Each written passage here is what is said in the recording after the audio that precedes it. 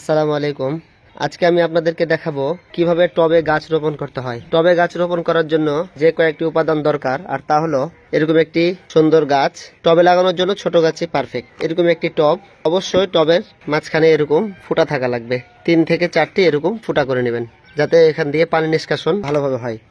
এবং কিছু এরকম পাথরের ভাঙা অথবা ইটের ভাঙা হলেও চলবে।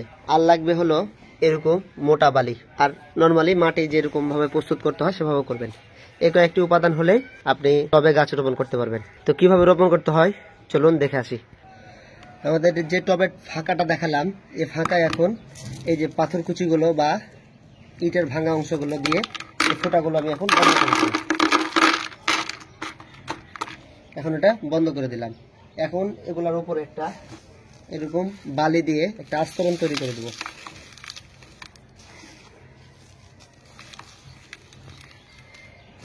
এখন দেখুন জিনিসটা একটা স্টেপ তৈরি হয়ে গেছে।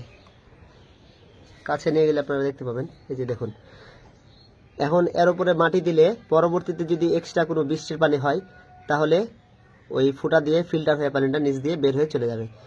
চলুন এখন গাছটি রোপণ করে দেই। প্রথমে নিচে আমরা অল্প করে মাটি দিয়ে দেই। মাটি কিভাবে প্রস্তুত করতে হয় এ সংক্রান্ত আমার কয়েকটি ভিডিও দেওয়া আছে, অথবা দিব, আপনারা অবশ্যই সময় করে দেখে নেবেন।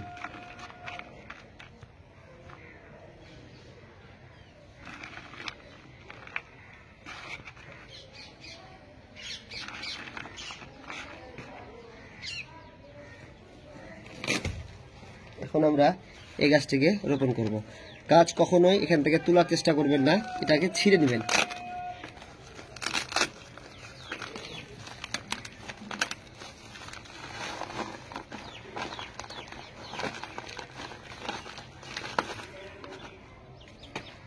ছিঁড়া হয়ে গেছে। এখন দেখুন এই গাছটিকে এখানে রোপণ করে দেব। অবশ্যই এটা খেয়াল রাখবেন যেন গাছটি একদম মাঝ বরাবর হয়। সেক্ষেত্রে আমাকে আর কিছু মাটি দিতে হবে। আমি এখন আর কিছু মাটি দিয়ে দিই।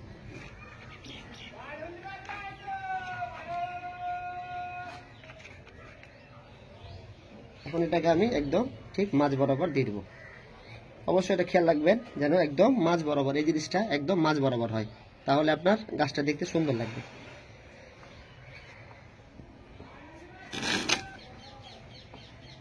এখন বাকি অংশগুলো আমরা মাটি দিয়ে দেব।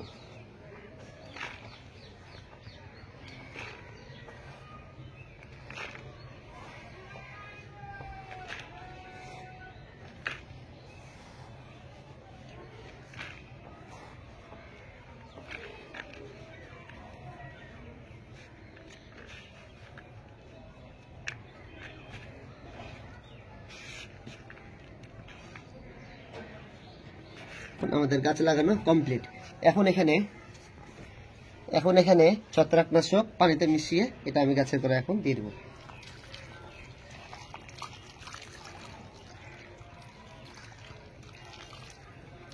এমনভাবে পানি দিব যাতে করে নিচ যে ফোঁটাটা করেছি ওই ফোঁটা দিয়ে পানিটা নিষ্কাশন হয়ে চলে যায়।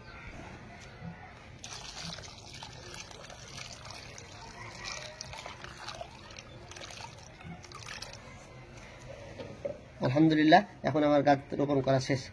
তো আপনাদের ভিডিওটি যদি ভালো লেগে থাকে এবং উপকার হয়ে থাকে, তাহলে অবশ্যই ভিডিওটি শেয়ার করে দেবেন।